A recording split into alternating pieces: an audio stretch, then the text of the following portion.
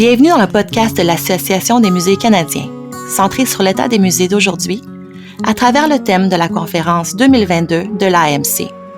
Démanteler les fondations pour construire un avenir meilleur. Au cours de la série, nous entendrons 3 conférenciers partager leur point de vue sur le présent, le passé et l'avenir du secteur des musées canadiens. Massimo Bergamini, le CEO et directeur exécutif de l'Association des musées canadiens.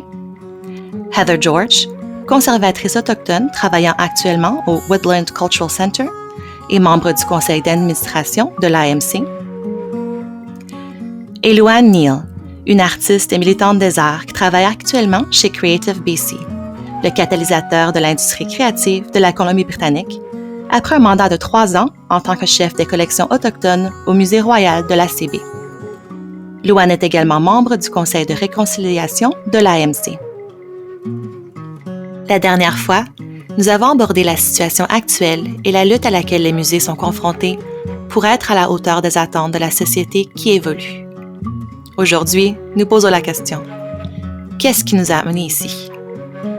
En examinant le passé et certains des facteurs uniques à notre histoire commune qui nous ont conduits à ce point.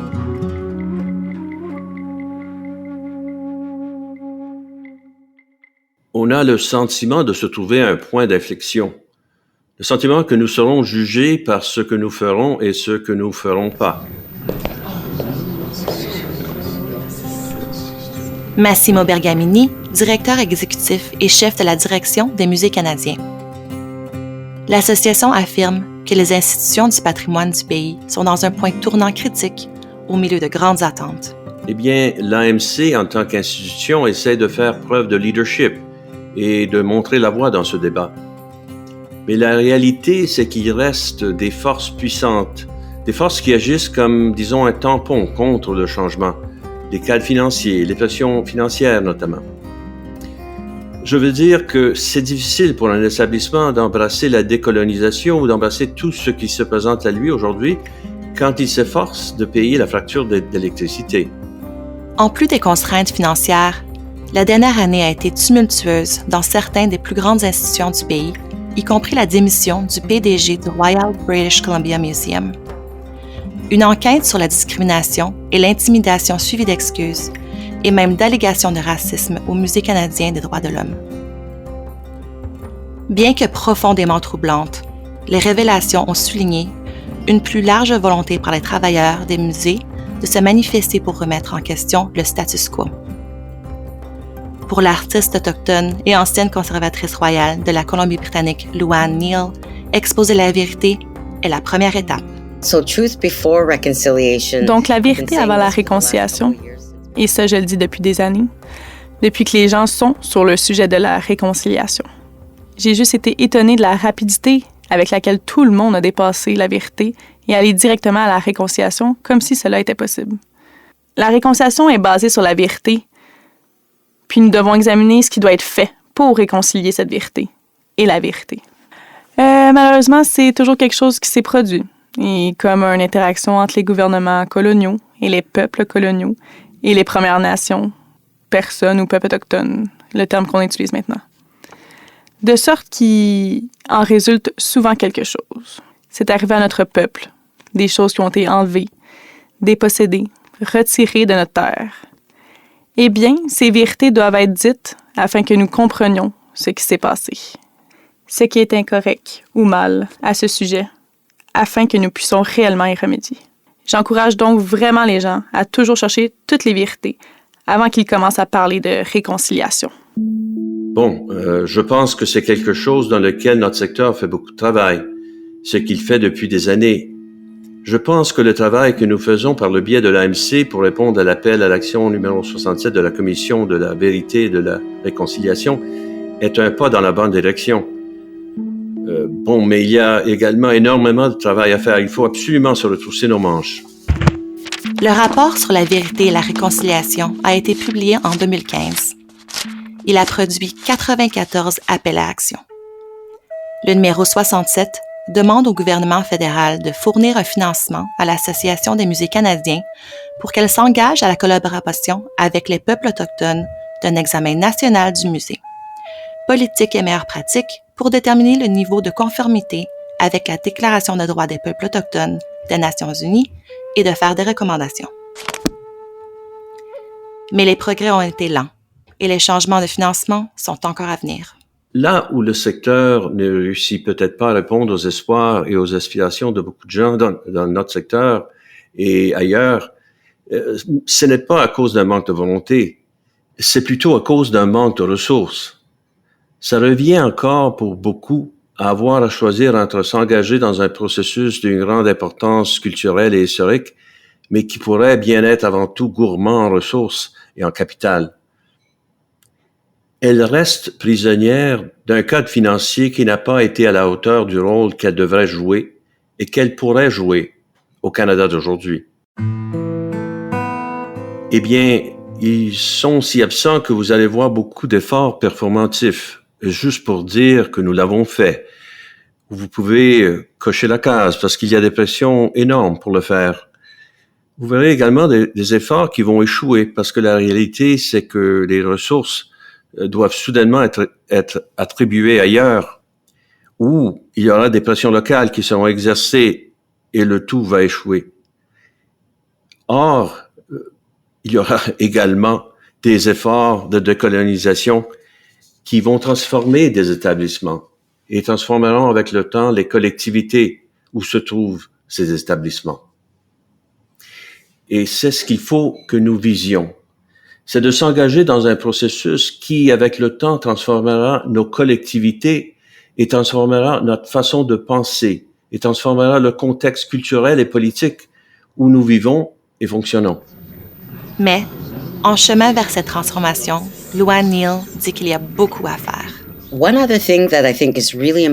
autre chose qui me semble vraiment importante, et c'est devenu un sujet de grande discussion avec beaucoup de mes collègues de musées à travers le pays, c'est quand nous parlons de rapatriement, l'une des difficultés à cause de la pratique inégale consistant à documenter complètement et correctement où différentes choses sont venues. Il y a beaucoup de confusion en ce moment dans diverses collections quant à l'endroit où différents articles viennent à cause des affaires indiennes et de la loi sur les Indiens, séparant les communautés, leur donnant différents noms, en conséquence de nombreuses bases de données de musées, utilisant en fait des noms vraiment anciens et dépassés, et qui n'aident pas les communautés lorsque les communautés essaient de localiser l'endroit où leurs trésors ont atterri. Et pas seulement des artefacts. Certaines des histoires que j'ai entendues sur la façon dont les musées du Canada ont confisqué des objets sacrés ou même des restes humains, je trouve ça franchement épouvantable. Peut-être compréhensible dans un contexte historique particulier, mais certainement inacceptable aujourd'hui. Et je pense qu'il faut s'efforcer d'engager un dialogue avec les communautés autochtones, non seulement pour soutenir le rapatriement, mais davantage encore pour soutenir l'acte de guérison pour nos collectivités, parce que je pense qu'il faut un engagement honnête, une reconnaissance de la souffrance qui a été causée, et puis un acte de guérison. Et je pense que cela peut transformer notre société. Heather George, commissaire au Musée canadien de l'histoire et au Woodland Cultural Center, dit que la transformation de la pensée et comment les histoires sont transmises irait très loin. J'avais l'habitude de travailler dans une maison historique où nous avions un cône de sucre. Et nous parlons de comment, en fait, ils avaient aussi ces cônes de sucre-là dans le village du Haut-Canada. Et donc, nous parlions de la façon dont ce cône était un exemple de la richesse, de la famille, et qu'ils l'afficheraient, parce que pour pouvoir l'avoir, le sucre, c'est un symbole de votre richesse. Mais ce dont nous n'avons jamais parlé, c'est de la traite négrière et l'esclavage des personnes AF du continent africain qui ont été forcées de cultiver du sucre afin qu'il puisse y avoir du sucre dans ce cône, dans cette maison historique. Et ce type d'histoires sont les moyens par lesquels nous y parvenons également, comme le travail anti- ou décolonial au sein des musées et de vraiment compliquer les récits historiques. Et je pense que c'est vraiment bon pour le public. Le défi de la mise en œuvre du changement est compliqué par la politique gouvernementale et les attentes qui ont été placées dans les musées depuis de nombreuses années. Comme l'explique Massimo Bergamini, la politique et le modèle de financement ont été développés dans les années 1970, lorsque le pays était très différent et la guérison du fossé entre le Québec et le reste du Canada était la priorité. Vous savez, le modèle de financement qui a été mis en place dans les années 70 n'envisageait pas ces besoins. Eh bien, la réalité, c'est que les programmes en vertu duquel nous fonctionnons aujourd'hui, les programmes de soutien, les cadres en vertu desquels nous fonctionnons aujourd'hui, n'ont absolument pas été mis à jour depuis.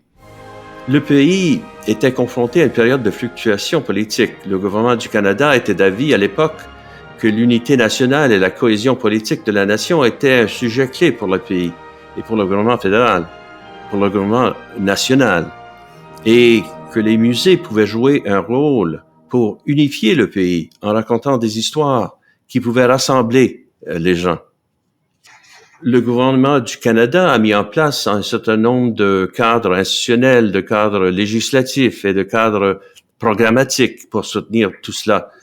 Je ne peux pas juger de leur efficacité en 1972, mais quand on pense au contexte dans lequel ils ont été conçus et au contexte qui est le nôtre aujourd'hui, faire des ravages non seulement sur les aspirations du musée, mais aussi sur leur collection.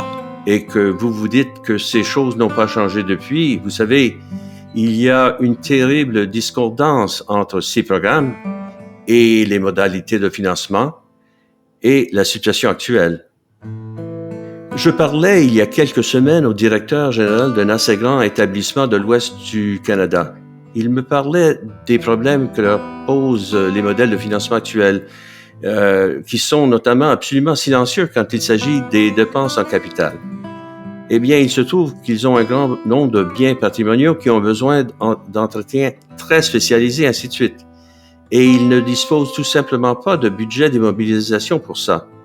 Donc, voilà des artefacts historiques qui ne vont que se détériorer. Quel est donc l'avenir des musées?